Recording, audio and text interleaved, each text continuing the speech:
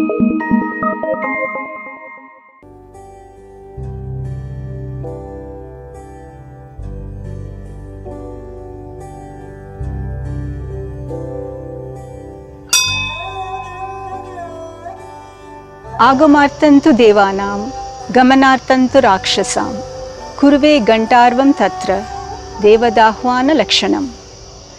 I start my worship ringing the bell, praying that the divine may enter me and all demonic forces within and without depart.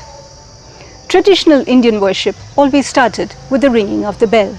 The temple bell was a beautifully crafted object made of an amalgam of several metals including zinc, copper, bronze, cadmium and many other alloys. The quantity of each metal was based on very accurate scientific calculation. When the bell was rung, there was a resonation which created an immediate harmony between the right and left lobes of the brain. The echo lasted 7 seconds, touching the 7 chakras of the body. The sound of the bell created an instant calm, increasing the powers of concentration, helping you to focus on the higher. A well-designed temple bell could also produce the sound Om.